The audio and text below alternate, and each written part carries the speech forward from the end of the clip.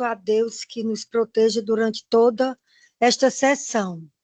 Bom dia ao desembargador Raimundo Nonato, ao desembargador Marcos William, Bom dia, ao presidente. desembargador Francisco Lucídio, ao desembargador José Crentel, Bom dia, presidente. ao procurador de justiça aqui ao meu lado direito, doutor Francimauro Gomes Ribeiro, defensor Bom dia, presidente. Bom dia. Bom dia. Bom dia ao doutor Silvéria, que está virtual. Pronto, encontrei. Bom dia, doutora. Aos nobres advogados, aos servidores, aos assistentes, colaboradores, a representante da Polícia Militar. Denise. E todos aqui, Denise, de forma precisa. Traz uma águazinha com café para a gente, por favor. Obrigada. Então, é a votação da sessão da ata anterior. Todos ratificam? Pela aprovação, senhora presidente. Também Aprovação, senhora presidente. Leitura dos processos adiados e retirados de pauta realizada pela secretária Lorena. De ordem da presidência da Câmara, passo agora a leitura dos processos adiados e retirados de pauta. O 2 da pauta, 063-5545, dígito 40.2023.8.06.0000/50.000, agravo interno. O 6 da pauta, 0051-598, dígito 11.2021.8.06.0035, apelação. 65 da pauta, o 027-2211, dígito 05.2023.8.06.0001, apelação. 69 da pauta, 0049-220, dígito 29.2017.8.06.0001, apelação. 84 da pauta, 021-1614, dígito 07.2022.8.06.0001/50.001, embargo de declaração. 93 da pauta, 039-8267, dígito 89.2000.8.06.0001/50.000, agravo interno.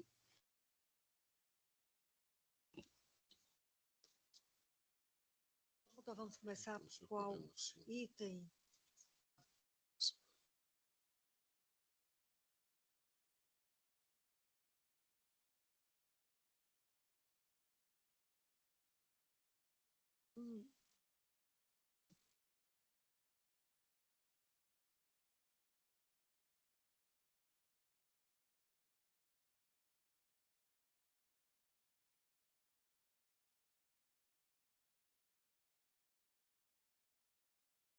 O item 41 da pauta, de minha relatoria,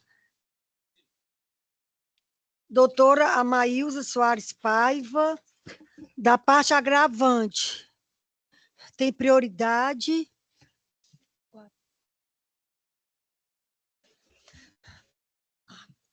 Certo. O agravo de instrumento da segunda vara, o primeiro grau foi na segunda vara de sucessões, de número 062-3607-77-2025. Dispensa a leitura do relatório, doutora? Sim, excelente. 15 minutos para sustentação. Excelentíssima senhora desembargadora Cleide Alves de Aguiar, digníssima relatora deste agravo de instrumento, na pessoa de quem eu reverencio todos os demais desembargadores, em especial, desembargador Lucídio, desembargador Crentel, desembargador Marcos William. Este agravo de instrumento, excelências, diz respeito a uma ação de petição de herança combinado com pedido de nulidade de um inventário extrajudicial que foi lavrado na comarca de Apuiarés enquanto que o imóvel inventariado está localizado na Oswaldo Cruz, aqui em Fortaleza. Os agravantes são irmãos da senhora Laíse Eleonora Cabral Cerejo, que, após os seus 60 anos, foi aos Estados Unidos e lá casou com um americano. Aqui ela deixou um imóvel, a que me referi, na Oswaldo Cruz, que foi administrado durante longos anos por seu irmão, Alfredo Nelson Cerejo, que encabeça a relação de agravantes. Um dia, já sabendo, inclusive, a família de que a Laíse tinha falecido, um dia, ao comparecer à imobiliária Magno Muniz, como sempre o fez, nos cuidados com o imóvel, foi informado de que o imóvel já estava no nome de terceiro e a ele foi apresentada uma matrícula em que aparecia como titular do direito de propriedade o senhor Billy, o americano com quem a mesma foi casada. É importante registrar que esse casamento da senhora Laíse com Billy foi, após 6 meses de seu falecimento, averbado no Brasil. Tá? Acontece, porém, que a família, ora agravantes, a família tinha conhecimento de que a senhora Laíse tinha sido vítima, durante longos anos, de muita agressão por parte do marido, e, inclusive, houve tentativa de morte, ou seja, o ex-marido tentou contra a vida da mesma e, por isso, foi processado, foi condenado, cumpriu a pena. Sabemos até que cumpriu a pena numa clínica médica, porque se trata de um ex-combatente. Essa informação chamou a atenção dos herdeiros, que não esperavam que o senhor Billy viesse a pleitear direitos sobre esse imóvel, vez que ele, além da violência cometida contra a esposa, ele também se encontrava separado da mesma há mais de 2 anos. É tanto que a mesma, e eu uso a expressão aqui entre aspas, havia sido depositada num asilo de velhos em outro estado dos Estados Unidos. Veja, somando todos esses indícios, senhores desembargadores, me chamou a atenção. Onde foi lavrada a escritura? Numa comarca, num cartório, que depois eu soube, inclusive, que o titular foi afastado por ilegalidades. Com muita dificuldade, eu consegui uma via dessa escritura de inventário e uma sucessiva ocorrência de dificuldades na citação. Tentamos, inclusive, por WhatsApp, pessoas as mais distintas. Teve uma situação em que o endereço era numa favela aqui em Fortaleza, que não tinha nada a ver com o endereço e domicílio das partes. Então, é uma sucessão de indícios que me convenceu, como advogada, que meus clientes tinham direito a defender, e foi isso que nós fizemos. A tal ponto que nós conseguimos, na internet, e isso consta dos autos, a informação que realmente o senhor Billy respondia por diversos crimes pelos quais foi condenado e cumpriu pena, inclusive trazendo foto e nome da senhora Laíse. Com esse forte indício, eu ajuizei essa ação e o processo prosseguiu. Consegui, inclusive, indisponibilidade por um tempo do bem, através da tutela de urgência. E aí, o que é que acontece? É que vem o falecimento e vem a iniciativa de lavratura dessa escritura. O que me faz vir aqui novamente é porque nós, agravantes, conseguimos anular a sentença, vez que foi ostensivamente o que foi reconhecido por essa douta Câmara, reconhecido o cerceamento de defesa. Uma decisão de surpresa, inclusive, em que nenhuma chance foi dada aos brasileiros agravantes de exercer o seu direito contra um cidadão americano. Pois bem, horas depois que a decisão dessa corte chegou ao juízo de piso, foi dada uma nova decisão, e, para surpresa minha, de mesmo teor. Só que essa decisão, ela não só repete a decisão cassada, mas ela ainda diz e faz referência à coisa julgada que não existiu. Então, trata-se, portanto, de uma nova manifestação que tira absolutamente, totalmente, qualquer possibilidade de exercício de direito dos agravantes. E o que nós pretendemos, desde que nós já chegamos ao Poder Judiciário, é que esse Poder Judiciário,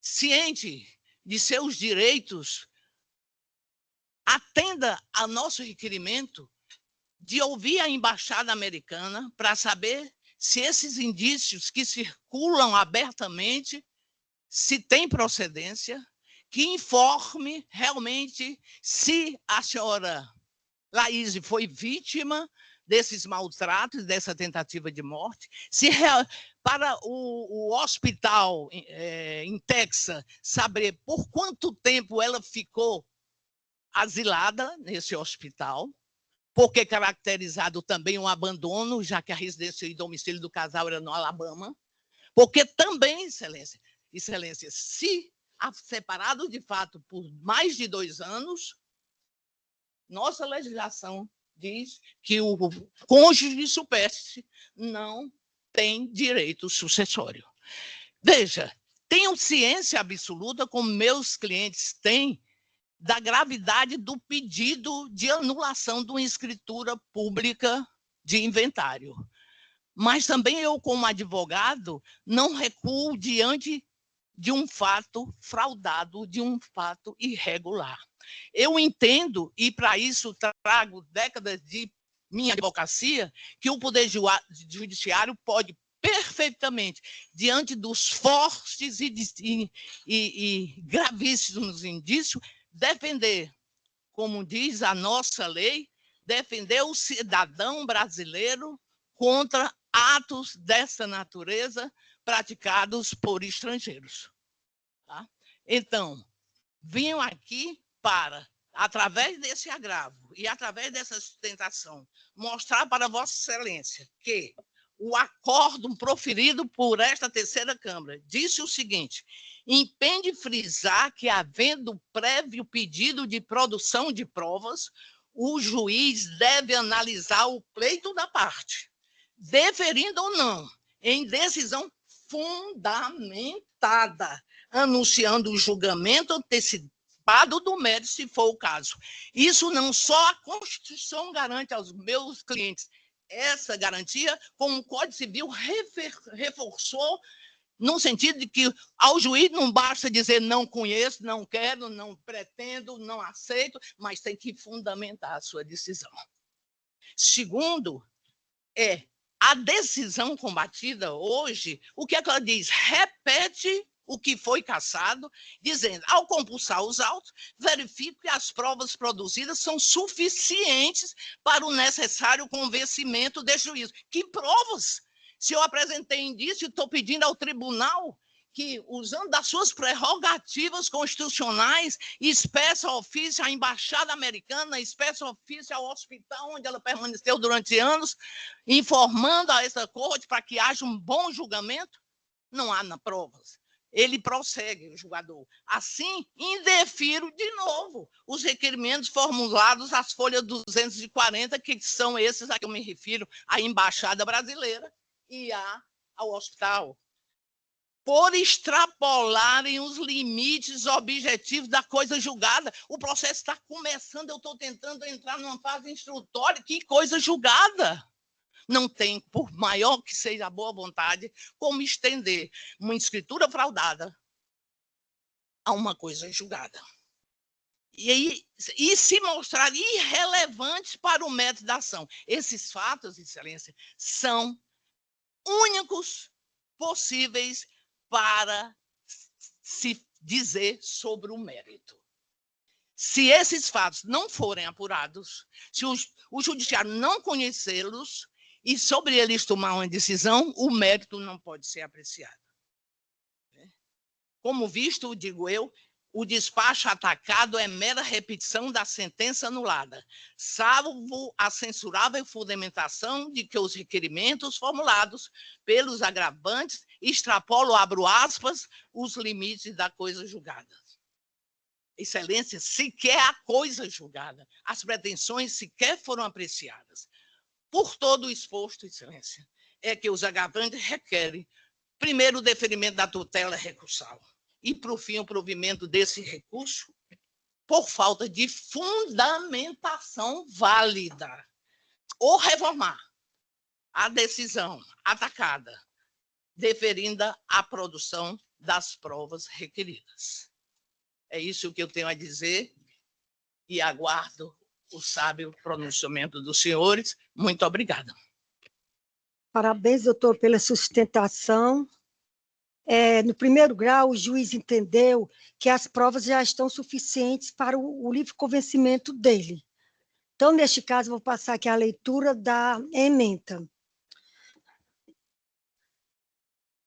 Direito processual civil, agravo de instrumento, ação de petição de herança acumulada com nulidade de inventário e partilha, indeferimento de produção de provas, nulidade da decisão por ausência de fundamentação. Fundamentação sucinta, validade, livre convencimento do magistrado para indeferir provas que reputa como desnecessárias. Entendimento consolidado do STJ e desta Corte de Justiça Estadual. Recurso conhecido e desprovido. Decisão mantida. Agravo de instrumento interposto contra a decisão interlocutória que em ação de petição de herança acumulada com nulidade de inventário e partilha, indeferiu o pedido de produção de provas, sob o fundamento de suficiência dos elementos probatórios já produzidos para formar o livre convencimento do juízo e de relevância das provas requeridas para julgamento do mérito. Há duas questões em discussão. Saber se a decisão de indeferimento da produção de provas padece de nulidade por ausência de fundamentação e definir se a decisão de indeferimento deve ser preservada à luz do livre conhecimento do juiz. A decisão judicial atacada, embora sucinta, apresenta motivação suficiente para demonstrar o convencimento do magistrado quanto à irrelevância das provas requeridas. Hoje, porque está muito antigo, tem que atualizar tudo. Pode fechar o lugar. Pode fechar. Pede aí para...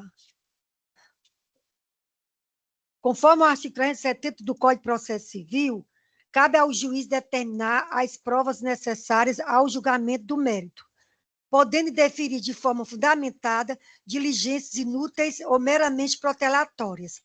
No caso ora analisado, se o magistrado chega à conclusão de que as provas requeridas são irrelevantes aos deslindes da ação, considerando que os elementos probatórios já produzidos nos autos são suficientes para o necessário e adequado convencimento do juízo. Tal entendimento deve ser respeitado. Caso contrário, está-se suprimindo a autonomia que o Código de Processo Civil lhe concedeu de zelar pelo bom andamento da marcha processual.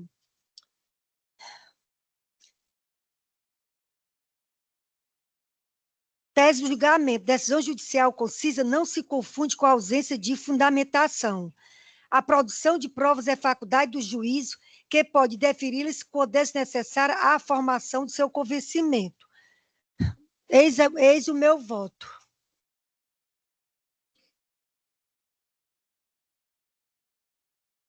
Ao desembargador Max Filho para proferir o voto.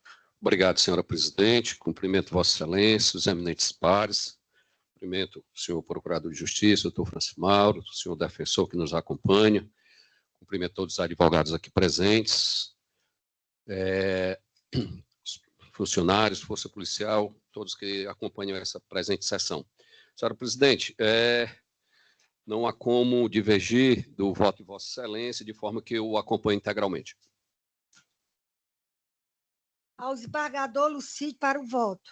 Pois não, senhora presidente. Inicialmente, cumprimento a todos os colegas, desembargadores, doutor Francimauro, doutor Silvério, representantes, respectivamente, do Ministério Público e da Defensoria, servidores, outros advogados. Muito bom dia. Ontem, eu, na nossa sala, atendi a doutora Amaílza e nós tivemos uma longa conversa, trocando ideia. Ela foi discutir esse tema comigo, e a gente precisa compreender o que foi que realmente, inicialmente, o que aconteceu, né? Então, nós temos essa ação, que ela já fez referência, essa nulidade de escritura extrajudicial de inventário, e também uma petição de herança. Nessa ação, o douto magistrado de primeiro grau, ele, de forma, vamos colocar, precipitada, julgou a ação, muito bem feito um recurso. Esta terceira Câmara anulou a decisão, porque teria sido uma decisão surpresa, e determinou o retorno para que o magistrado analisasse os pedidos de prova que haviam sido formulados. O douto magistrado de primeiro grau, analisando o requerimento de produção de provas, dentro do seu convencimento, entendeu que as provas solicitadas seriam dispensáveis, porque ele já teria, dentro do que estava posto nos autos, e aqui eu não vou discutir o que está nos autos, mas dentro do convencimento dele, ele, como magistrado de primeiro grau, e que primeiro vai julgar o processo, entendeu que já teria elementos e, portanto, indeferiu as provas. E o agravo de instrumento que é apresentado e que ora está sob julgamento é exatamente essa decisão do magistrado que, atendendo a uma determinação desta terceira Câmara, achou por bem, e não só achar por bem do interesse pessoal dele, mas dentro do seu mistério de magistrado, entendeu que aquelas provas seriam dispensáveis.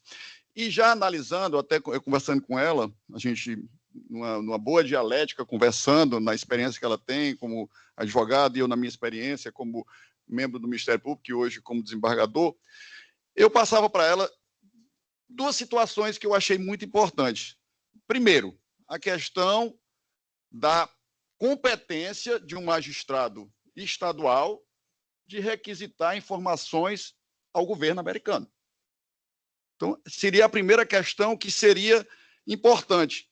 E eu dizia para ela, e digo de novo, que a parte, embora o princípio da cooperação nos obrigue a todos, magistrados, advogados, membros do Ministério Público, Defensoria Pública, a nos cooperar para que a gente tenha um resultado justo, mas a parte também compete produzir algumas provas que são fortes indícios para que se possa ter uma prestação jurisdicional que deseja a parte.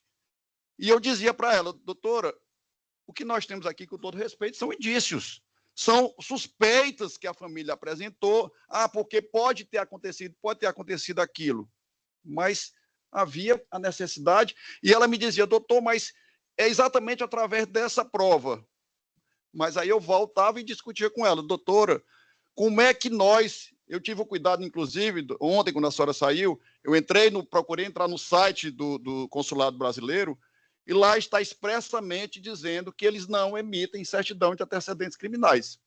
Ou seja, teria que ter uma determinação de um juiz estadual, desembargador Marcos William, para a justiça americana, para que ela fornecesse. Então, é uma complexidade. Quando isso, inclusive, eu dizia para ela, doutora, se tivesse sido contratado um advogado lá nos Estados Unidos, alguém que fosse lá e procurasse conseguir isso aí. Mas partir, não estou menosprezando o juiz estadual, mas se nós estivéssemos falando de um juiz federal que poderia solicitar, enfim, é uma situação que não se apresenta tão simples como foi. Então, a decisão do magistrado, e agora voltando aqui para a decisão do magistrado, foi tão somente no sentido de entender que aquelas provas que haviam sido produzidas até então seriam suficientes, tendo em vista que ele já havia julgado improcedente a ação. Portanto, doutora Maísa, pedindo toda a vênia, entendo os argumentos, o convencimento da senhora enquanto advogada militante há muitas décadas, mas entendo que a decisão da desembargadora Cleide, ela está calcada numa jurisprudência ou na doutrina que dá sustentação ao que ela decidiu e, consequentemente, ao juiz, e, portanto, pedindo vênia, eu acompanho a senhora presidente. Proclamação do resultado. A Câmara, por unanimidade, conheceu do recurso para negar provimentos. Decisão mantida.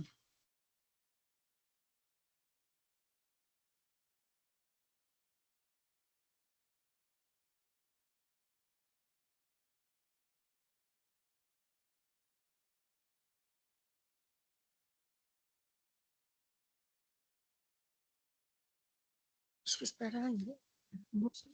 Não está aqui.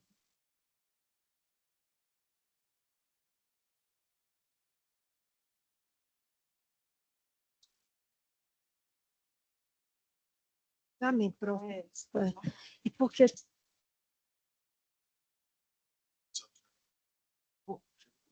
Pronto, tem número do item 119, relator, o doutor Krentel. A Maria Natália, ela foi um processo adiado da semana passada, confirma, doutor Krentel? Certo. E ela tem preferência porque... Eu vou anunciar, ela me disse aqui que ela está grávida. É uma felicidade, né, esse anúncio. Logo, logo virá ao mundo um bebê. Meus parabéns pela gravidez. Maria Natália é apelação civil da 5ª Vara Civil da Comarca de Fortaleza, de número. É 19 o item da pauta. 119. Apelação civil. 019-285-335-2016. Dispensa a leitura do relatório? Sim, doutora. Doutora, 15 minutos para sustentação. Não posso tirar. Bom dia a todos, aos nobres relatores, representantes do Ministério Público e aos nobres advogados do notório saber jurídico. Peço até um pouco de desculpa, porque eu estava internada, né, devido à minha gravidez, e não tive tempo de preparo. Mas eu vou tentar aqui improvisar. Presidente, pela ordem. Pronto, Desculpe, doutora, desculpe. O desembargador Lucídio bem lembrou aqui, na sessão anterior, que estava pautado esse processo, já houve sustentação oral e eu só retirei de mesa. Ah, já houve? Já. Então, ela vai ficar dispensada. Quem foi, você é advogada de quem? Eu estou representando a empresa imobiliária. No caso, aí você é apelante. Isso, eu sou apelante. A sustentação foi feita pela apelante, foi na época? São duas apelantes, eu não me lembro... Empreendimentos Imobiliários Limitado e VIP Imobiliário Limitado. A senhora é pela VOS? Eu estou pelas imobiliárias. As VIP, duas? Isso. Mas como eu disse, na semana passada já houve uma sustentação das apelantes. Foi até uma advogada de fora. Tem certeza? Foi o senhor, doutor? Eu tô me confundindo, desculpe. Mas eu me lembro que... Então, pronto. Então, já foi feita a sustentação? Já foi feita a sustentação, então, não é isso, doutor? O senhor confirma, né? Porque para falar a mesma coisa... Pronto, aconteceu um equívoco. É porque ele está representando a VIP, mas eu estou representando a Imobiliária Limitada, que é a outra. Mas a senhora não disse que era pelas duas? Não, é porque eu vi aqui agora. Não, então, ele foi pela parte apelada.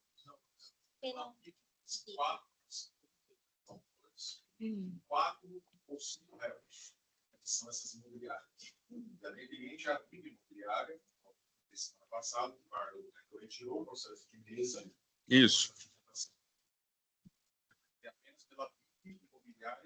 caso, é apelante e apelada. Todas as partes desse processo apeladas. Então, nesse caso, ela continua a sustentação. Você estava presente na sessão passada? Não, doutora, não estava. Estava internada. Pois então pode continuar, doutora. Tá, ok. Bom dia a todos, né? Como eu já tinha anteriormente falado. Só um breve resumo, né, da relação. Trata-se de uma ação de obrigação de fazer, com um pedido de indenização por danos materiais e morais proposto por Adriana Gomes de Souza e outros requerentes, em face da Empreendimento Limitada. Sobre a questão do atraso na entrega do empreendimento Parque d'Águas.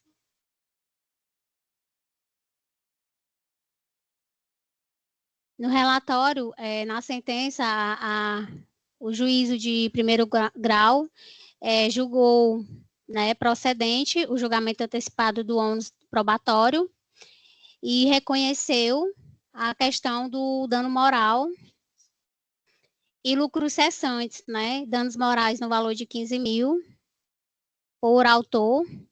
Acontece que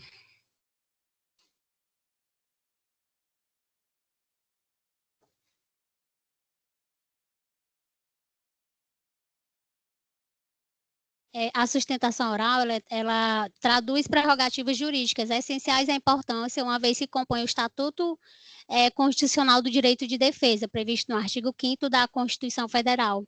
Razões pelas quais, né, requer a reforma da decisão, visto que foi gerado o CCU de defesa, né, da minha cliente, visto pelo número de pessoas, né, envolvidas na relação. E foi indeferido a questão do ônus probatório por meio da prova oral. E aí requer que seja reconhecido a nulidade da sentença por CCU de defesa e que também seja excluído o valor do dano moral, visto que foi desproporcional e não atendeu o critério da proporcionalidade.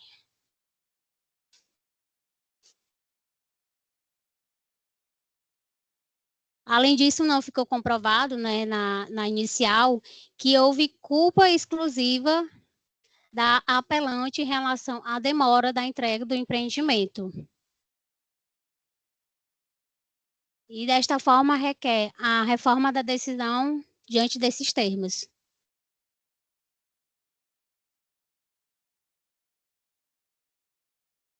Bom dia a todos, obrigado pela oportunidade. Parabéns pela sua sustentação.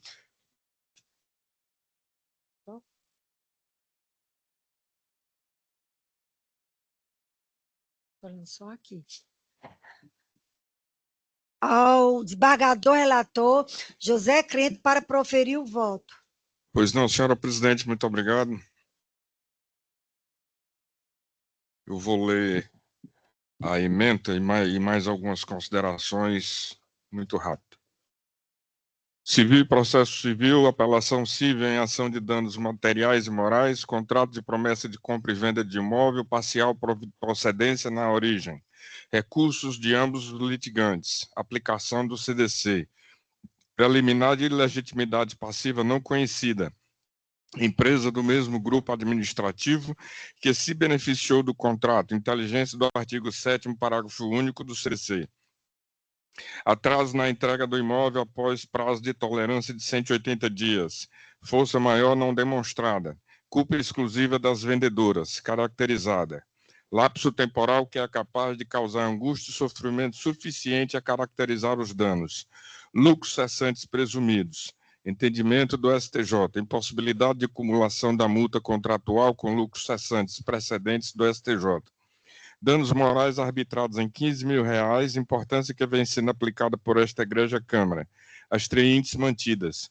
Ambos os recursos conhecidos e parcialmente providos, para tão somente substituir a multa penal pelos lucros cessantes, de forma a não caracterizar o bis in idem, bem como para determinar a Peraí, gente, desculpa que tá aqui, tá ficando doido. Não, pronto, voltou, desculpa. O sistema ficou na alienabilidade do imóvel matrícula número tal, até a definitiva entrega do empreendimento, mantendo os demais pontos da sentença.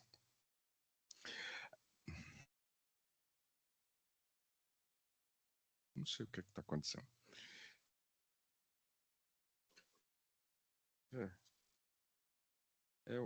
O mouse aqui está sensível demais. Desculpa, gente.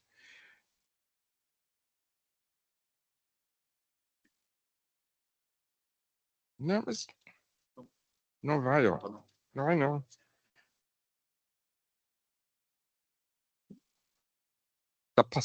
Tá pulando aqui direto. Pronto, voltou. Desculpa se acontecer de novo.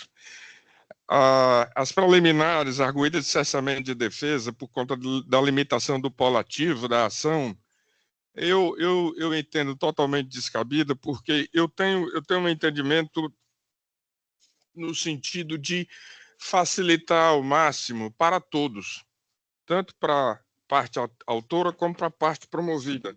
O fato de haver 5, 10, 15, 20, 50, 100, para mim isso é irrelevante só por conta do número. Pelo contrário, facilita tanto para o judiciário, que aglutina numa ação só, como para a própria defesa, que vai apresentar também num processo só. Eu apenas limitaria se houvesse algum prejuízo, mas no caso aqui eu não vislumbro de forma alguma. Como eu disse, o fato de haver um número X de pessoas no polo ativo, por si só, para mim, desculpa, não caracteriza cerceamento de defesa. A ilegitimidade passiva também, que, como eu disse na emenda, a questão é que elas fazem parte de um grupo só e todas estão sendo beneficiadas. Então, nesse caso também, eu estou não conhecendo. E no mérito, o atraso é evidente na entrega do imóvel. Então, a ação é procedente, sim, para nesse sentido. E também a aplicação da multa e das astreintes também, por conta do descumprimento de ordem judicial. Então, senhora presidente, sem demorar mais, como voto o resto. Está lançado no voto, já disponível no sistema. Ao desembargador Raimundo Nonato para o voto.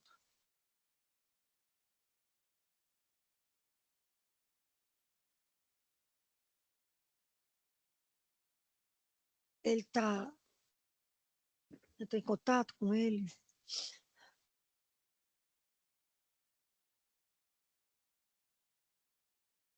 Pronto, desembargador Raimundo Nonato, me escuta?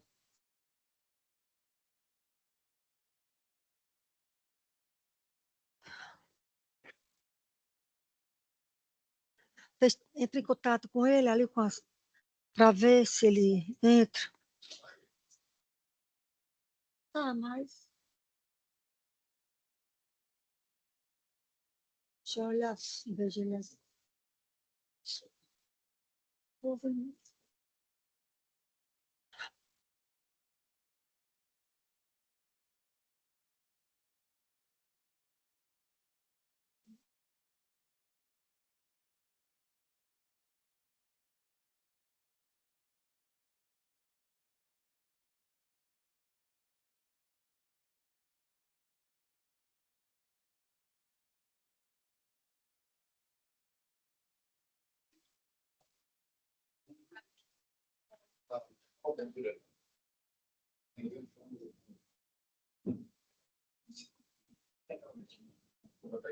Ele já havia votado, ele tem que ratificar, né, o voto dele.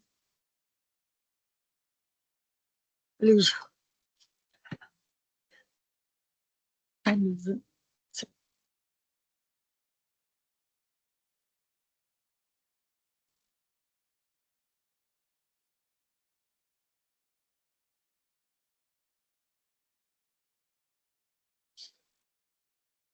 Ai, tá, agora... Ai, não.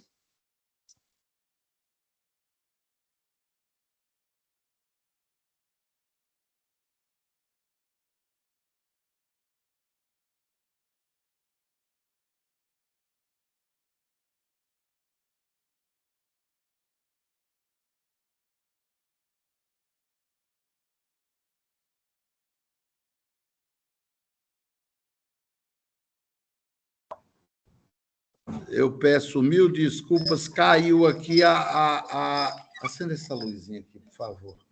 Caiu aqui a minha internet, mas eu entendi perfeitamente. Foram 2 sustentações orais, não é isso, desembargador Crentão? Desembargador. Uma na semana passada, E agora a segunda sustentação, né? Então, eu vou pedir venha o colega relator e vou pedir vista, senhora presidente. Certo. Vista concedida. E me desculpe aí, é porque aqui a internet cai de uma hora para outra e a gente não tem como. Tá. Vamos para o próximo item. Próximo. PJE. O PJE. A preferência também, a parte é apelante, deixa eu ver se é apelação aqui. Pronto. Todos dois, no caso, recorrer.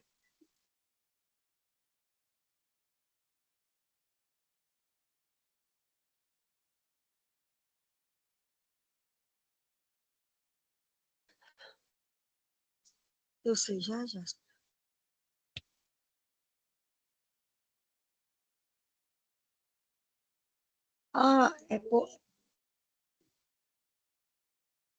Vamos lá. 11 do sistema PJE, apelação civil de número 0254400018/2023.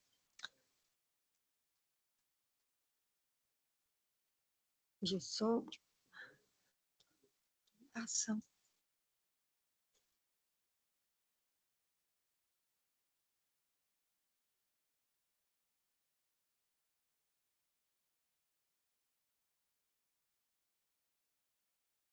Que a parte é que é idosa. Sim. Mas eu acho que não tem. Então, ela está pedindo preferência pela parte ser idosa, mas o advogado não.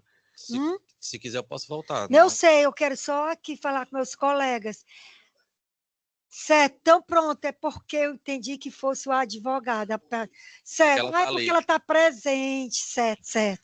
Ela se encontra presente, tá justo. Pronto. Dispensa a leitura do relatório, doutor? Sim. 15 minutos para a sustentação.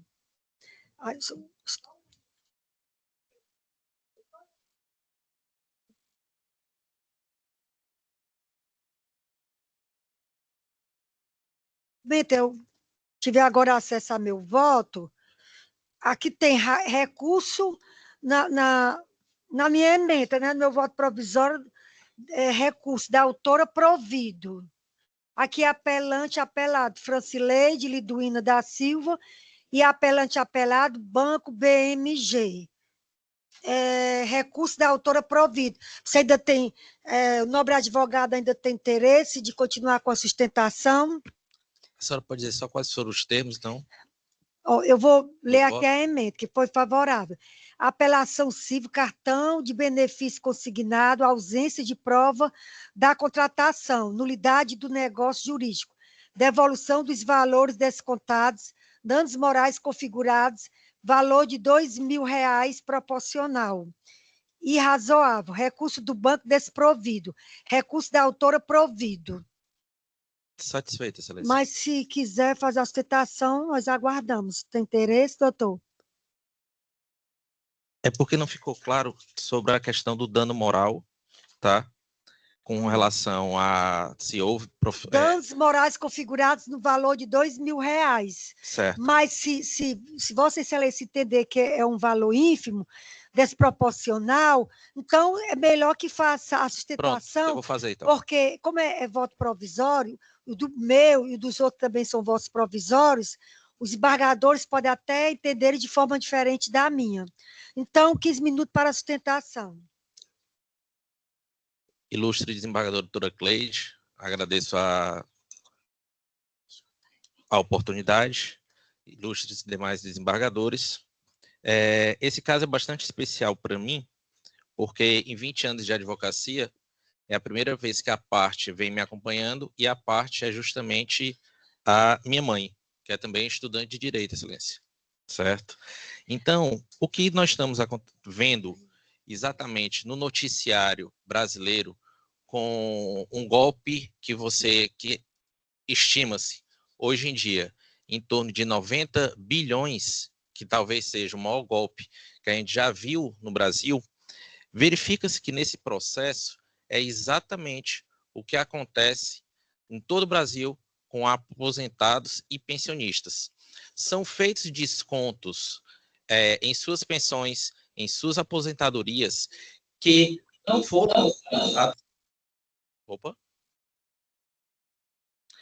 foram autorizados pelos pensionistas ou pelos os aposentados. Vocês podem verificar que na inicial nós temos o pedido de dano moral alicerçado no contrato até de folhas número 19, que a assinatura da promovente é totalmente diferente, é totalmente desconhecida do que a assinatura do contrato que a gente só obteve através de um outro processo. O próprio Banco BMG não entregou o contrato para que a promovente pudesse ter acesso a esse contrato que estava sendo descontado mais de R$ 1.500 por mês. Excelência, o que a gente pede o dano é baseado também nos fatores que aconteceram, além dessa cobrança indevida que restringia a pensão e os valores que que a apelante recebia. Eu queria dizer que, por inúmeras vezes, a apelante entrou em contato com ligações e ela chegou até a ser, certo, humilhada pelas ligações, dizendo que ela nunca iria conseguir diminuir ou tirar esse desconto. Isso era o próprio banco, funcionários do banco, que passavam para ela. Aí você imagina que demorar 3, 4 anos para poder tirar um desconto como esse. Então, a questão realmente do dano moral, os dissabores que ela passou, todo o estresse nesse período de 3, 4 anos, tentando tirar esse desconto que não era autorizado, aí, novamente, chama atenção, contrato das folhas 19. É grosseira a rúbrica, a assinatura que foi feita para fazer um contrato no nome da promovente. Nós juntamos até um laudo grafotécnico nas folhas 24. Então, o Banco BMG, mesmo sabendo disso, mesmo tendo ciência de que houve uma falsificação, ele não tirava esse desconto do contra-cheque da apelada. E pior, eles disseram na contestação que houve contratação e que ela recebeu dinheiro. Fatos também que não aconteceu, que eles, como tem os dados dela, colocaram outros dados, dinheiro em contas de terceiros, mas nunca esse dinheiro foi para ela. E mais, esse dinheiro, segundo a própria defesa do banco, era proveniente de um cartão de crédito, que ela nunca recebeu, tá?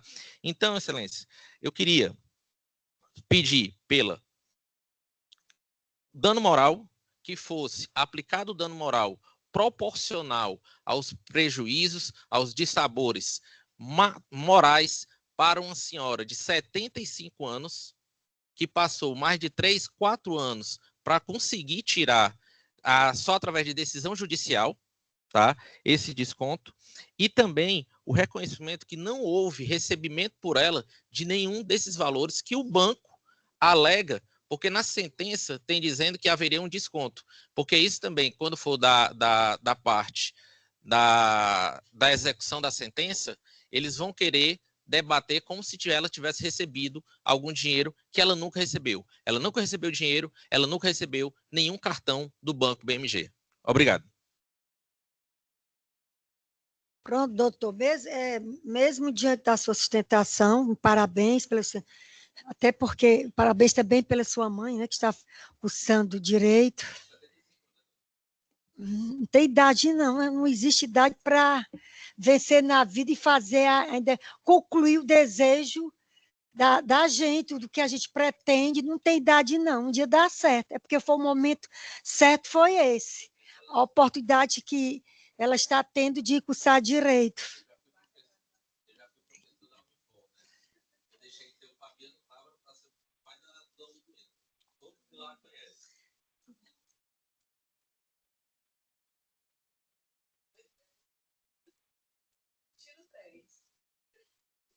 Sim, como eu li a ementa, houve a falha do banco, foi dado danos morais de R$ 2.000 e também a restituição dos valores descontados. Pronto, foi a minha decisão, foi o meu voto. Agora passo a...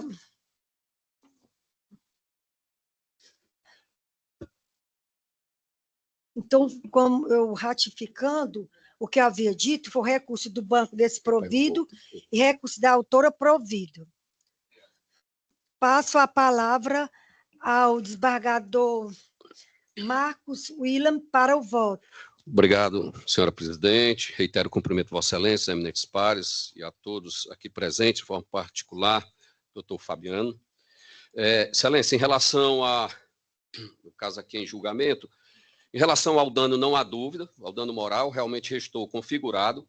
E aí a dúvida aqui e aí foi por isso que o advogado insistiu em fazer a sustentação oral em relação ao valor do dano, né? Vossa Excelência havia atribuído em R$ 2.000. Agora, diante do que foi colocado aqui na tribuna, diante dos fatos aqui em que o banco, a gente verifica aqui a recalcitrância do banco em fazer essa devolução, não são valores ínfimos que foram descontados, de forma que, seguindo o que vem decidindo essa Câmara aqui, eu proponho o dano moral em R$ 5.000. É como voto, senhora presidente. Ao desembargador Lucídio para o voto. Acompanho Vossa Excelência. Obrigado, desembargador. Proclamação do resultado. A Câmara, por unanimidade, conheceu do recurso para dar provimento à autora e negar provimento ao banco.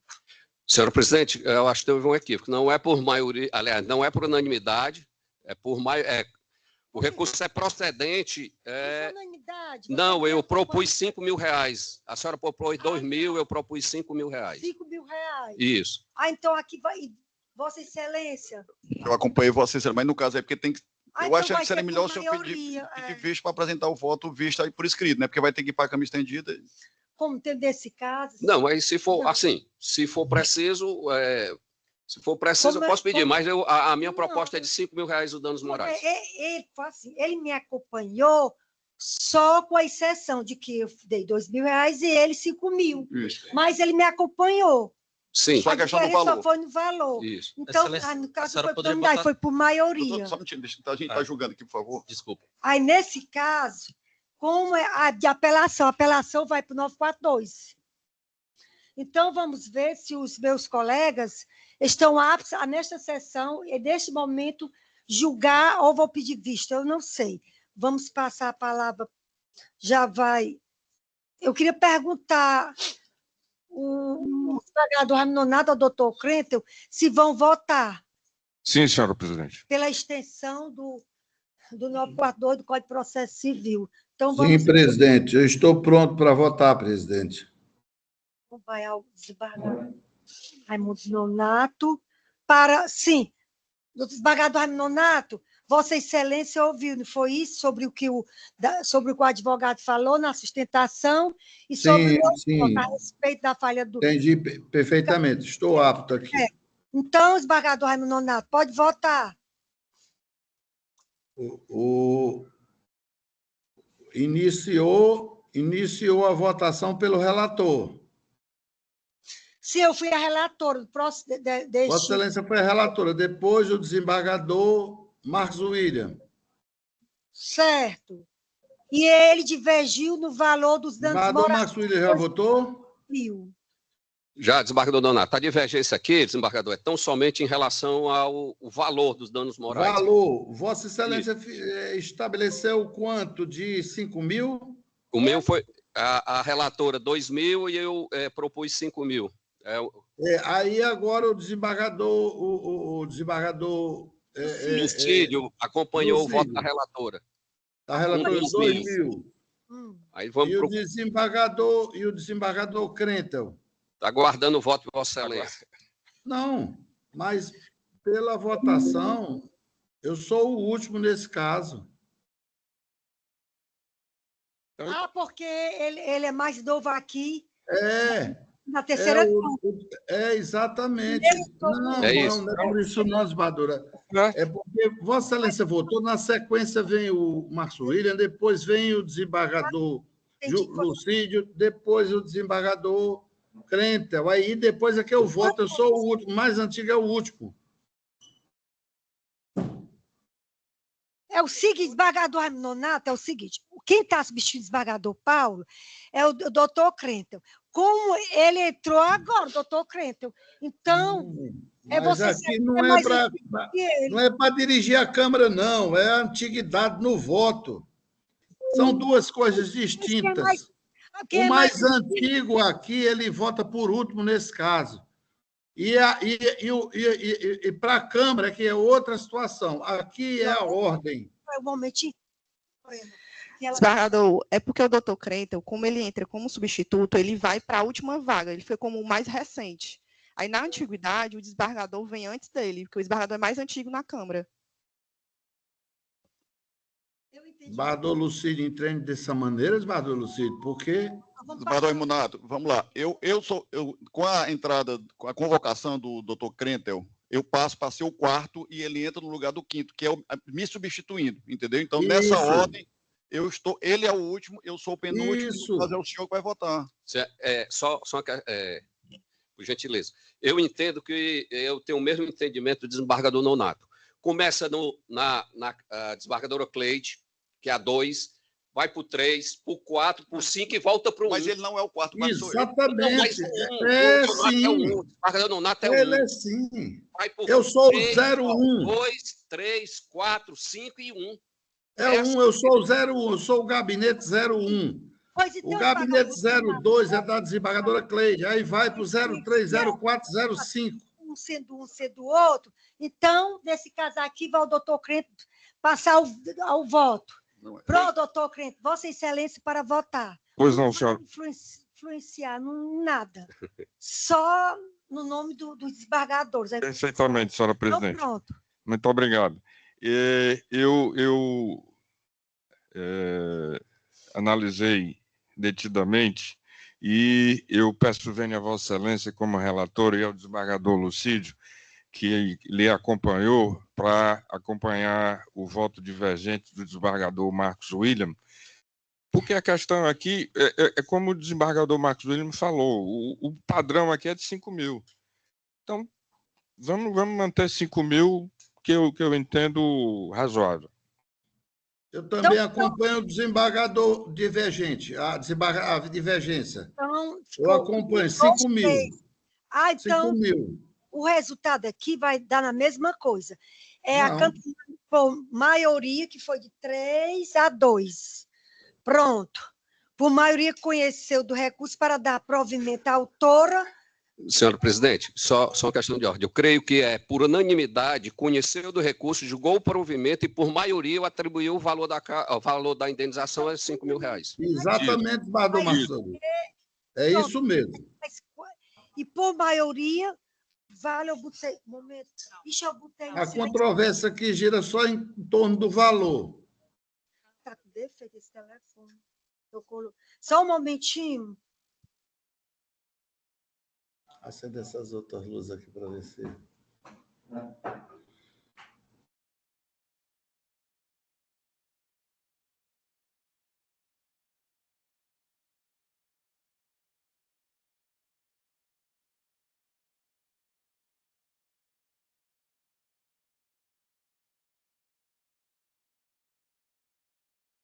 E conheceu por maioria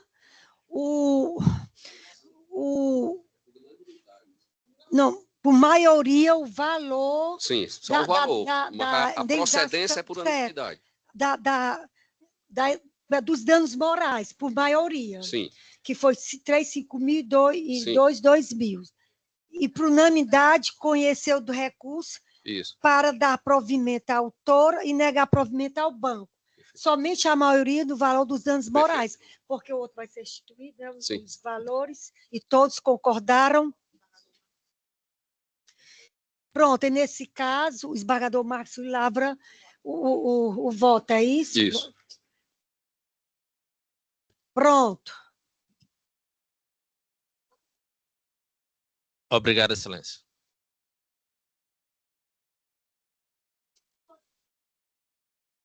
Tá ótimo. Obrigado, Excelência. Obrigado, demais desembargadores.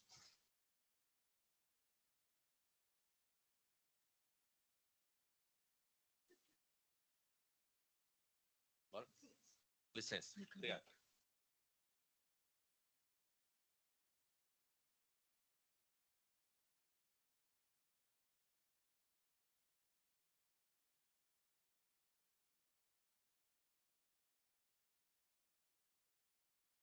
O item da pauta é 33, 34.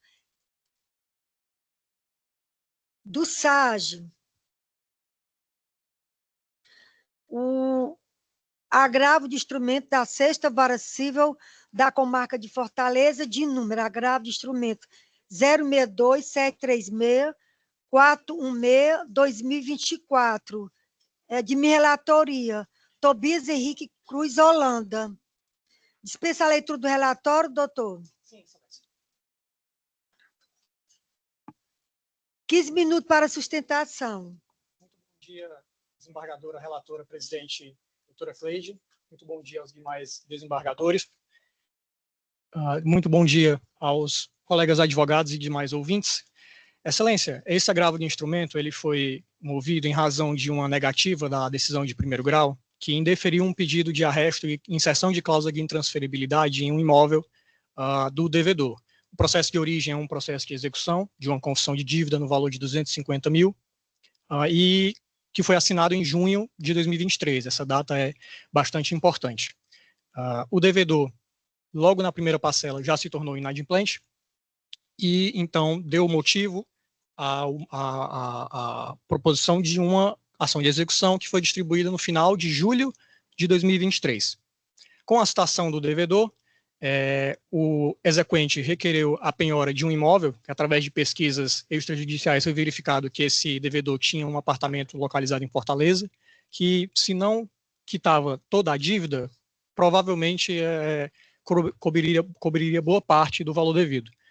Nós solicitamos essa penhora, a penhora foi deferida, mas quando procedemos com os andamentos cartorários para inserir na matrícula essa penhora, o cartório retornou com a informação de que esse imóvel tinha sido alienado. E a maior surpresa dessa alienação é de que ela ocorreu em agosto de 2023, ou seja, poucas semanas depois da distribuição da execução, e também para a irmã do devedor. Com essa situação, nós requeremos, então, a inserção de um arresto e a cláusula de intransferibilidade nesse imóvel, enquanto a gente fazia as movimentações para discutir essa transferência com o devido procedimento legal. Contudo, a decisão foi indeferida no primeiro grau, que motivou a interposição deste agravo de instrumento que estava na relatoria da desembargadora Cleide. Nós solicitamos uma concessão de um efeito ativo, tendo em vista a urgência da situação, pois esse imóvel poderia ser transferido para terceiro, para quarto, enfim, dificultar uma eventual necessidade de responsabilizar o patrimônio do devedor, no caso esse imóvel, para a quitação da dívida, e esse efeito ativo foi muito bem deferido e fundamentado pela desembargadora Cleide, que eu gostaria até de ler um trecho da sua decisão, pois ela resume bem o que o agravante entende nessa situação, que é que essa alienação foi dotada de uma tentativa fraudulenta de esconder o patrimônio do devedor. E, parafraseando a desembargadora Cleide na concessão de efeito ativo, a Vossa Excelência disse que há fortes indícios de que a alienação do imóvel que se pretendia penhorar foi alienada a terceiros com intuito fraudulento. logo após o descumprimento da avença, que foi o inadimplemento em julho de 2023, o executado, ora agravado, e sua cônjuge alienaram o aludido imóvel a terceiros, sendo um deles a irmã do devedor, o que corrobora ainda mais a tese de existência de fraude. E, excelências, eu acredito que a decisão proferida pela desembargadora Cleide, ela está perfeita em todos os seus termos. Para além dessa transferência feita para a irmã do devedor, logo após a distribuição da execução, ou seja, no curso da execução, foi verificado ainda que o devedor não possuía nenhuma conta, nenhum valor em conta, através de cisbajude, e em consulta de outros processos desse devedor, nós conseguimos acesso às declarações de imposto de renda dele pelo agravante. Parte agravante. Pelo agravante, por excelência. isso que você fala no meu nome, falando no meu nome. É o seguinte. Desculpa, excelência, mas sim, pelo agravante. Só uma...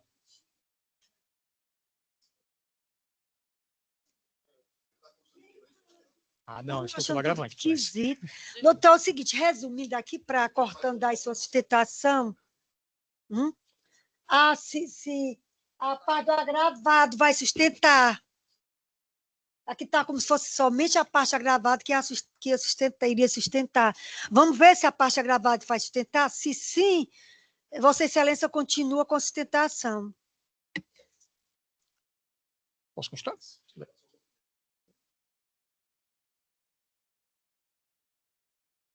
Doutor, como é seu nome completo? Tobias Henrique Cruz de Holanda. Pois é, está aqui como agravado. Então, a outra parte não vai sustentar? Foi. Que eu recebi o roteiro, que o roteiro, eu não faço roteiro. Então, pronto. Doutor, é o seguinte, no meu voto provisório, está como agravo de instrumento conhecido e provido, agravo interno, cível prejudicado. Perfeito.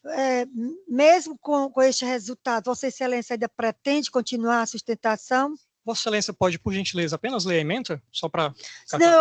certo, para completar melhor, não é isso? Agravo, ementa, direito civil, agravo de instrumento e agravo interno, ação de execução de título extrajudicial, fraude contra credores, alienação de imóvel aparentes, que foi o caso que Vossa Excelência falou aí na sustentação, do irmão, foi isso? A venda de... para o irmão.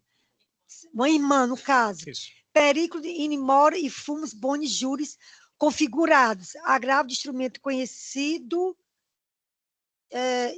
e provido e agravo interno cível prejudicado. Diante do exposto por tudo que é custo dos autos, tem por bem conhecer do recurso para, no mérito, dar-lhe provimento.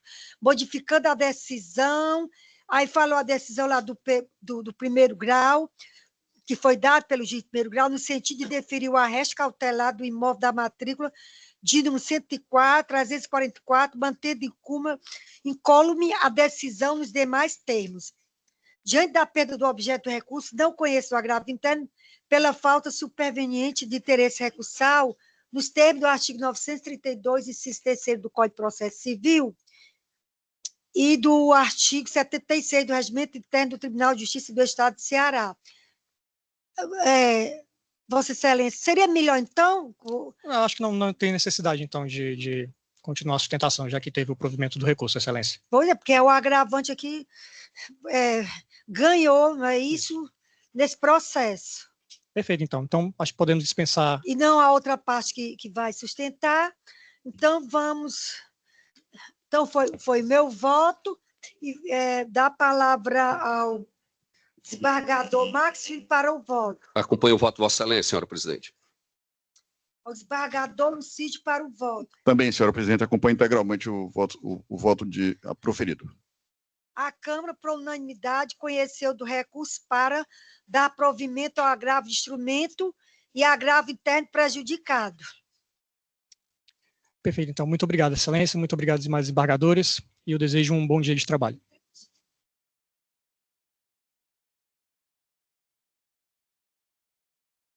Exatamente.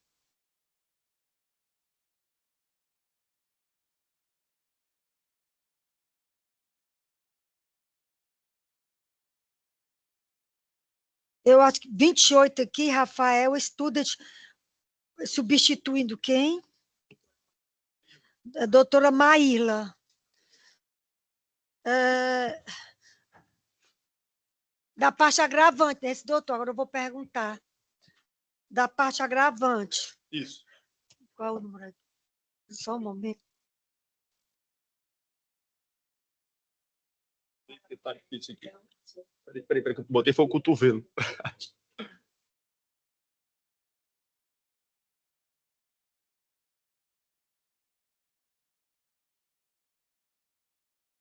Então, cadê qual é esse aqui? Mostra aqui 28, né? Nós estamos mesmo. Doutor, é o seguinte, o item 28 deste processo, como eu sou também relatora,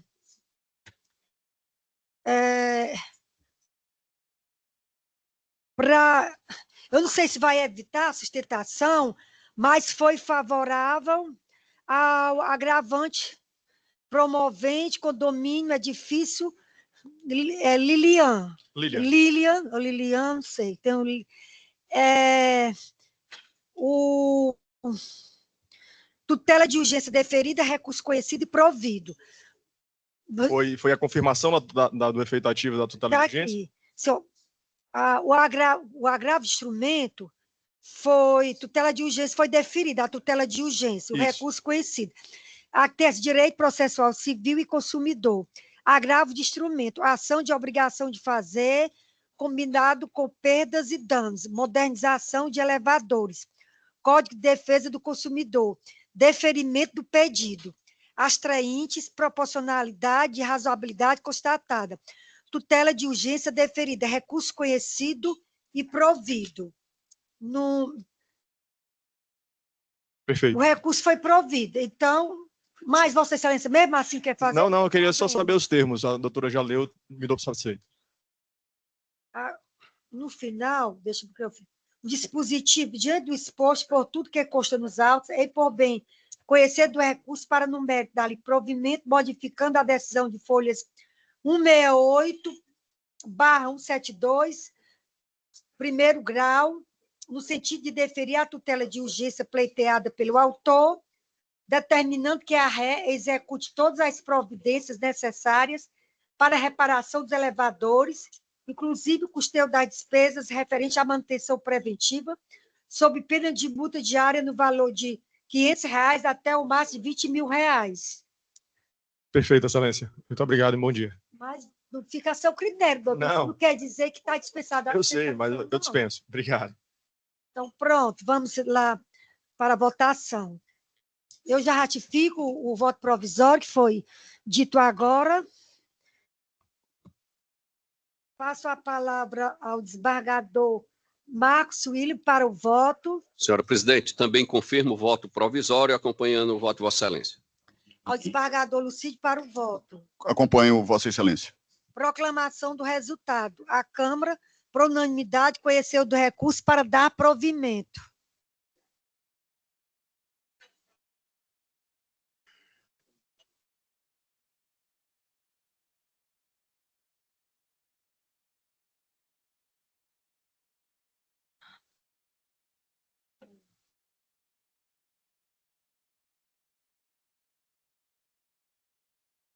O item 38 é apelação de número 000344654/2009, da 22ª Vara Civil da Comarca de Fortaleza. Neste processo, como é seu nome, doutor, completo? Ismael Mendes Barros. Então, Vossa Excelência é advogado da parte apelante. Exatamente, são duas apelantes, tá, doutora? Só para deixar claro. Uma é a Redesplan e a outra, salvo engano, é a SL FEC. E as duas vão fazer as sustentações? Eu estou pela Redesplan. Bom dia, Excelência. Não é isso? Certo. É de minha relatoria. Dispensa a leitura do relatório, doutor? Dispenso. 38. Excelência. Excelência. Bom dia. Estou pela SL, tá? E daqui é Redesplan, não é isso? O autor é a Redesplan. É a Redesplan, sou eu. Pronto, então O advogado que se encontra presente vai fazer a sustentação. Depois, Vossa Excelência, me ouve? Estou ouvindo. Estou pela SL, tá? Só para constar minha presença. Eu também vou querer sustentar. Ele vai sustentar, por isso que não foi falado Claro. até agora. Perfeito. Perfeito, agradeço. Sobre a decisão do voto. Doutor, dispensou a leitura do relatório. Perfeitamente. 15 minutos, pelo regimento interno. Bom dia a todos, bom dia, desembargadora Cleide, presidente, doutor Marcos William, doutor Lucídio, doutor Krentel, que eu não sei se vai deixar essa cadeira, o doutor Raimundo Nonato, que nos ouve por videoconferência, ao advogado contrário, fazendo apenas duas observações aqui, dizer que é um prazer estar sustentando nessa tribuna, principalmente com dois amigos aqui, advogados, um Rafael e o doutor Williane, que tantos nós trabalhamos juntos há uns 10 anos atrás, né, doutor Williane? Para não entregar nada, né? Pessoal, voltando aqui à sustentação, de início, para começar a sustentação, a gente tem que colocar um ponto aqui muito simples. Eu estou aqui pela Redisplan e a Redisplan é vítima de um golpe. Vítima de um golpe, desembargador Marcos William, não por eu estar dizendo, não por uma ilação, doutor Lucídio, mas por uma ação criminal. Uma ação criminal que existiu, uma ação criminal onde foi apurado provas, desembargador Creto, e que ela não houve uma condenação, lamentavelmente, por conta da prescrição criminal, da prescrição intercorrente. Porém, nesta ação criminal, foi aduzido e foi confessado, desembargador Marcos William, tanto pelos dois autores do fato, o cometimento do crime. E qual seria esse crime? O crime de emissão de notas fiscais frias, o crime de estelionato. Baseado já nesta premissa, que eu não vou me alongar muito por conta do tempo que tenho aqui na tribuna, se ajuizou duas ações. Uma ação cautelar, desembargadora Cleide, já de início, antes mesmo da apuração total dos fatos. Essa ação cautelar, ainda pela ED do Código de Processo Civil Antigo, ela tinha um objetivo: preparar para a ação principal e paralisar, estancar uma série de protestos que estavam sendo realizados em nome da Redisplan. Doutor Lucídio, se a gente for contabilizar, passa da casa dos 8 milhões de reais. Isso eu não estou atualizando, tá? Eu estou falando de valores da época de 2007, 2006. Quando foi ajuizada essa cautelar, lá nos idos de 2008, o juiz de piso, salvo engano, ainda pela presidência do desembargador Emanuel, acho que 2008 ainda era o desembargador Emanuel, ele deferiu o meu pedido cautelar. E qual foi esse pedido cautelar? Desembargador Emanuel, eu estou sofrendo uma fraude. Doutor Emanuel, eu estou sofrendo uma fraude. Existem várias notas fiscais frias, inclusive com vício de consentimento e com possível assinatura falsificada. Ele disse, vou suspender. Suspendeu todas. Só, desembargador Crento, o que foi que aconteceu? Existiam várias e várias ações de execução de várias factories.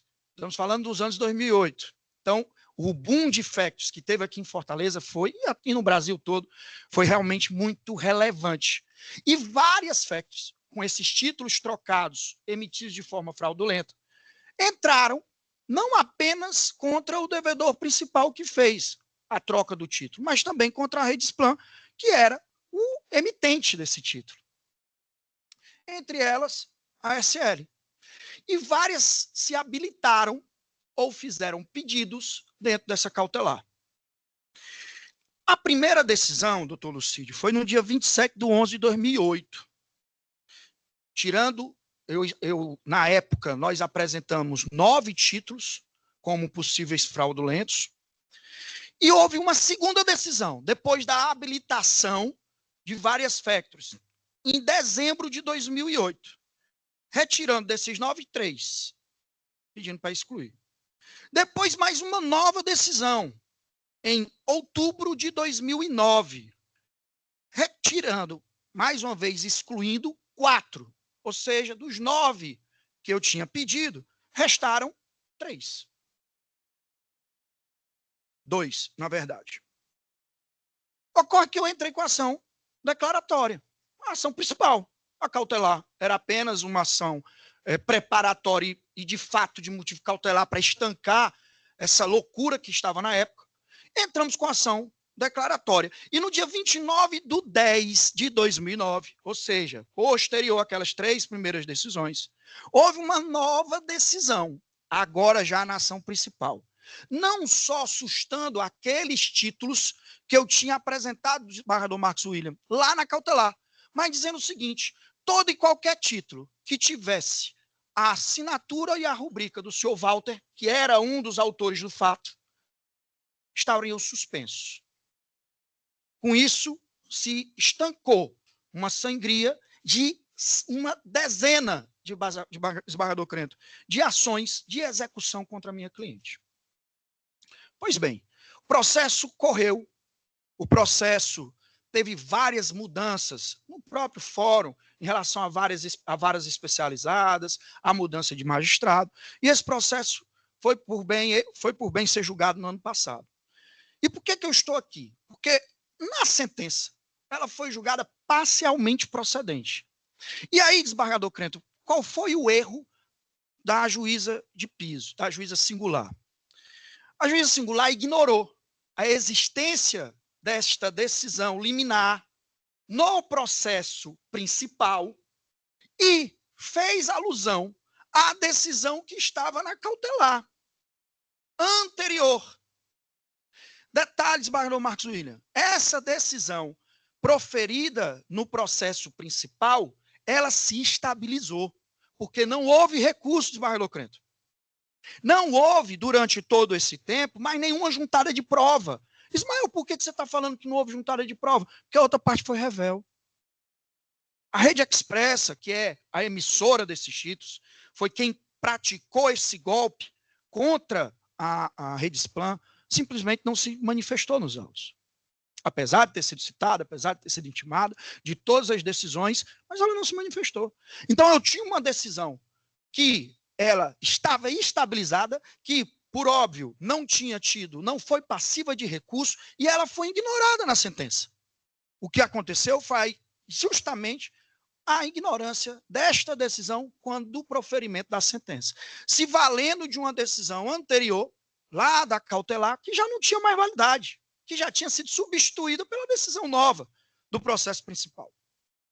O meu único pedido, desembargadora Cleide, nesta ação, é que seja estendido a nulidade de todos os atos, de todas as duplicatas emitidas, que sejam anuladas decorrente da fraude. Mais uma vez, fraude que não sai apenas de forma leviana da boca desse advogado, mas de um processo criminal onde houve, de fato, e aí de fato, o reconhecimento e a confissão do cometimento desses crimes. Em relação ao processo principal, eu me atenho apenas a esses fatos, a modificação da extensão da nulidade. Referente à apelação da SL, em relação à apelação da SL, da qual eu contrarrazoei também, eu tenho 2 argumentos apenas, e vou ser muito, muito rápido aqui para deixar o colega sustentar. Primeiro, uma questão de preliminar. A SL só entrou nesse processo para apelar, desembargador Crento. E entrou por quê? Porque ela tinha um prejuízo financeiro e não interesse processual. Então, isso já afastaria, fulminaria, por uma questão de preliminar, o interesse recursal, desembargador Marcos William, da SL. Superando essa situação e entrando ao mérito, no mérito da decisão, no mérito do recurso da SL, a SL sustenta que ela é um terceiro de boa-fé. Só que o fato dela ser terceiro de boa-fé, desembargador Crento, e por isso teria, não foi dito no recurso, mas o que se imagina lendo é a invocação do princípio da inoponibilidade das exceções. que o título não estaria adstrito à sua origem. Só que a nossa ação declaratória é justamente para declarar ele nulo. Se essa tese fosse realizada através de embargos de execução, onde eu não teria pedido a nulidade do título por conta dessa fraude, concordaria com o colega plenamente. Mas não é o caso. O mérito dessa ação, o mérito da ação principal e o mérito, de forma divergente, da cautelar, é justamente a declaração de nulidade desses títulos por conta dessa fraude. Então, eu encerro aqui a minha sustentação, agradeço a paciência e peço que a apelação seja julgada provida da Redesplan somente para estender os efeitos da sentença proferida para a nulidade de todo e qualquer título emitido contra a Redesplan. Muito obrigado. Parabéns, doutor, pela sustentação. Antes de passar a palavra para a sustentação ao nobre advogado, que está esperando a fazer a sustentação, eu quero dizer que esse processo do item 38, o item 39, vai ser um só julgamento. Então, eu vou falar aqui do processo da apelação civil da 22ª Vara Civil da Comarca de Fortaleza, 00143-6891-2008. Dr. Mozart Gomes, de Lima, Neto, SL Factoring. Então, essa sustentação está valendo para os dois processos, para um só julgamento. Perfeitamente. Primeiro grau, a conexão. Eu nem pedi a extensão do tempo, processos, porque eu sabia que ia ser suficiente. Primeiro grau, o juiz decidiu pela conexão e deu um só julgamento para as duas apelações. Então, ao advogado, diga seu nome completo, doutor. Bom dia, excelência. Daniel Fabrício Figueiredo.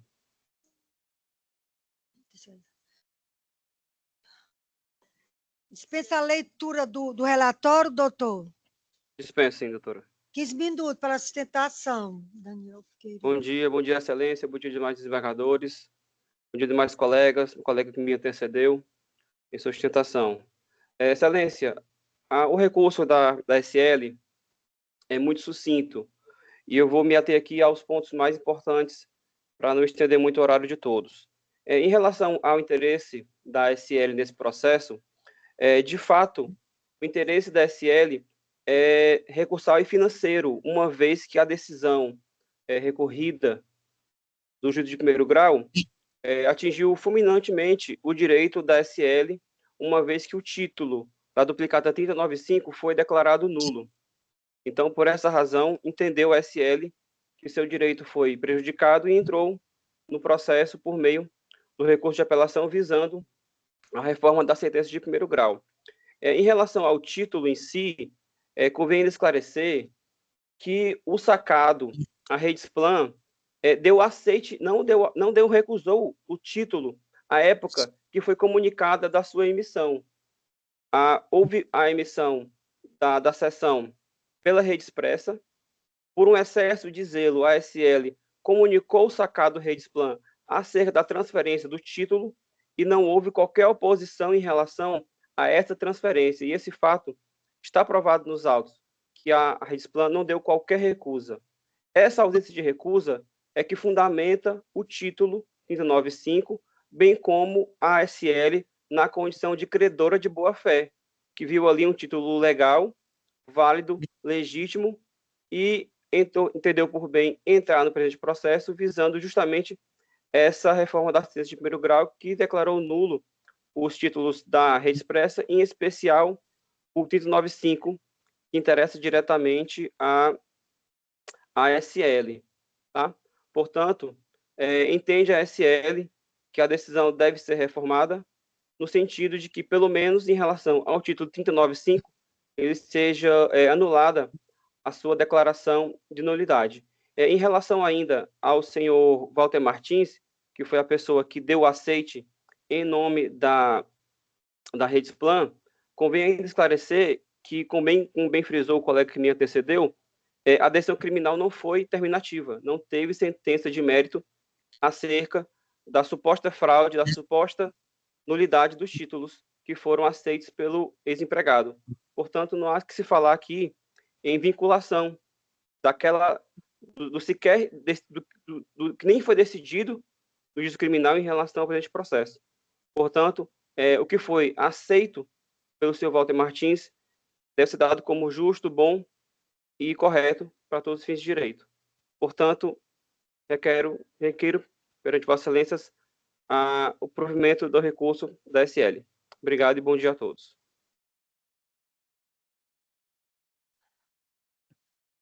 Parabéns, doutor, pela sustentação.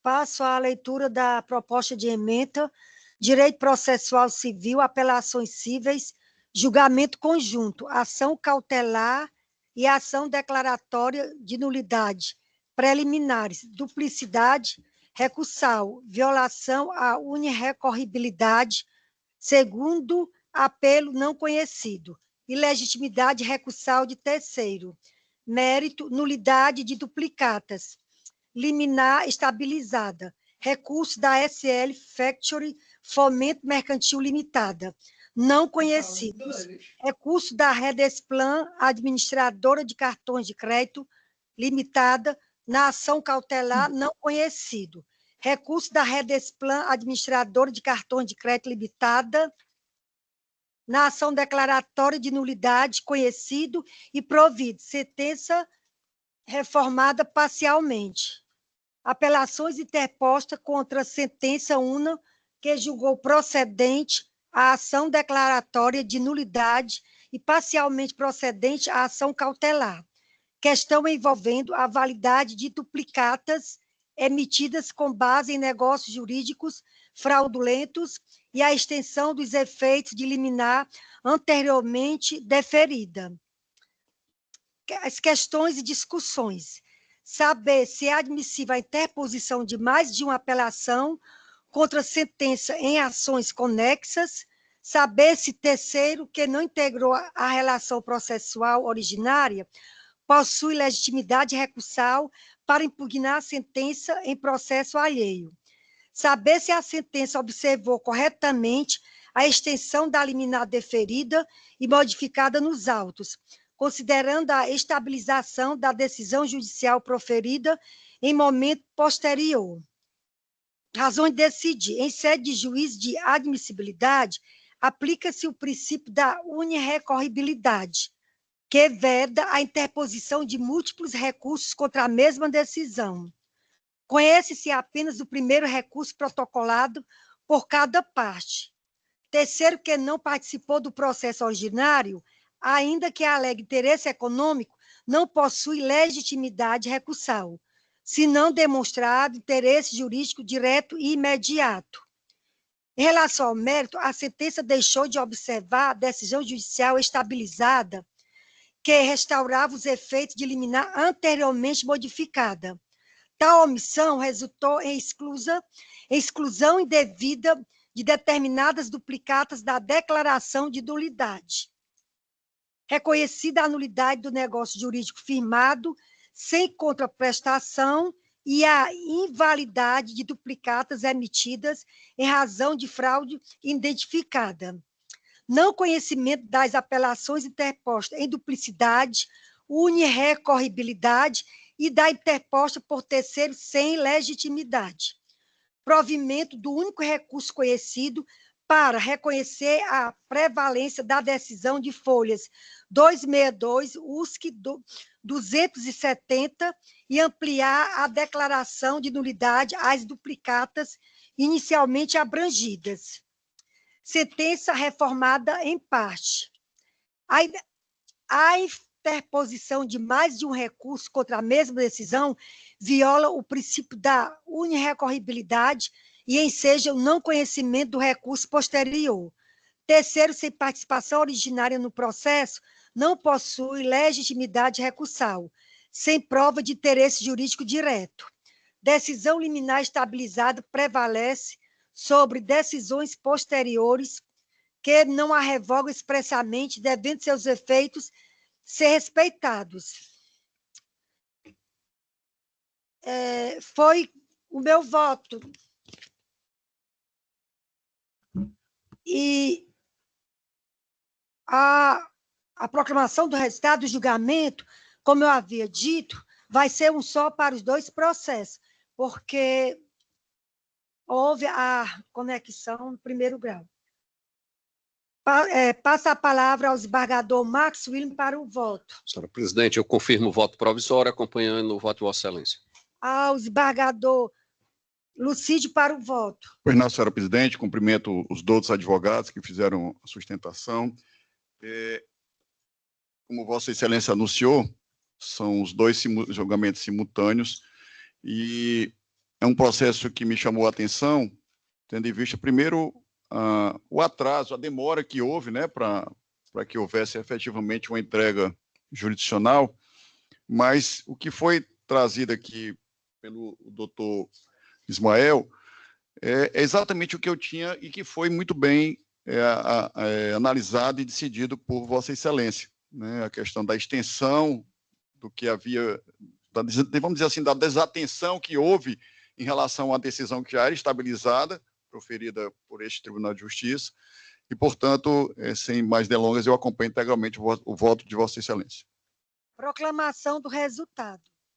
A Câmara, por unanimidade, não conheceu da apelação da Redesplan na ação cautelar e não conheceu das apelações interpostas por SL Factory Fomento Mercantil Limitada na ação declaratória de nulidade e na ação cautelar, bem como conheceu da apelação interposta por Redesplan Administradora de Cartões de Crédito Limitada na ação declaratória de nulidade para dar-lhe provimento. Obrigado a todos e bom dia, tá? Bom dia. Obrigado, bom dia a todos. O próximo.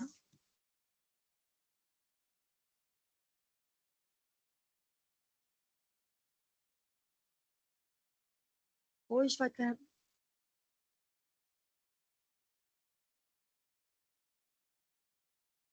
O item 22 da pauta, 22 de minha relatoria. João Pedro Mota, da parte agravada. Confirma?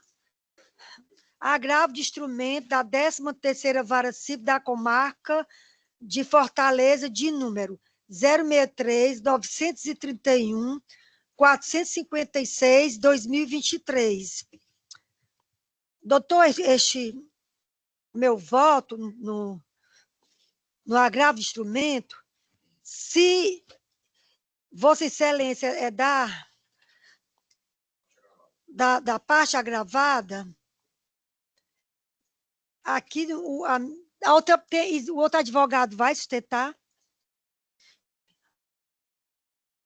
Vai ter isso também. Ó, aqui.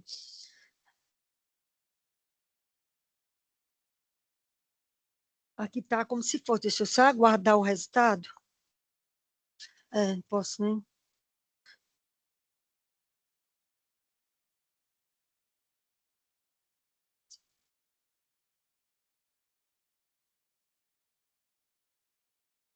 Uhum.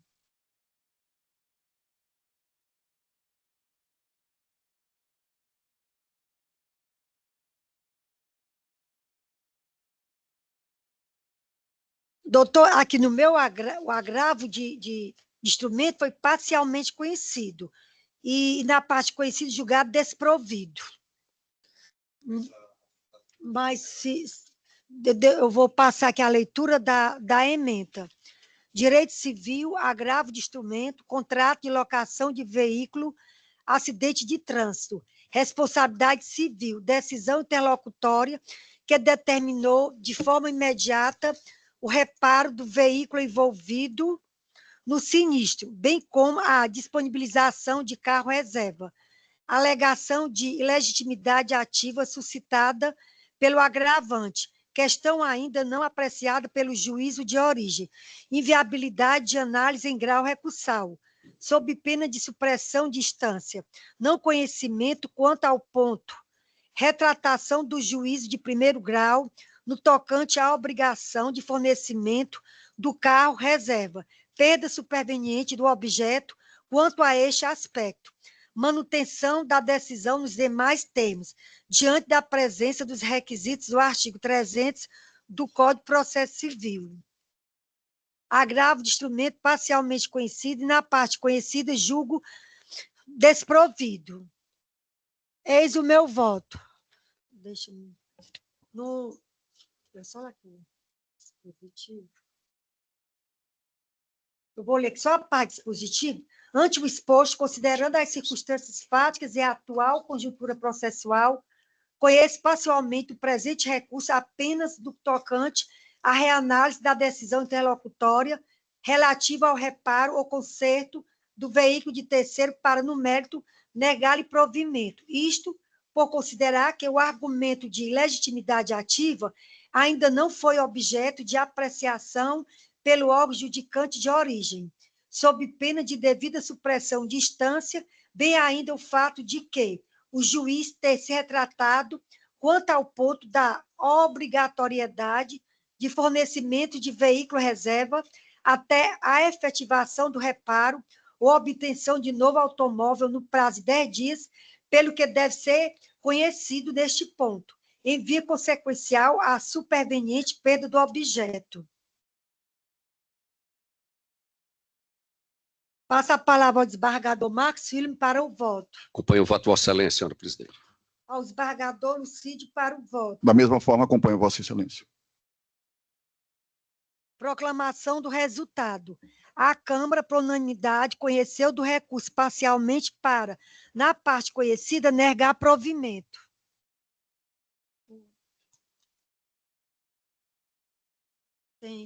Meu já terminou.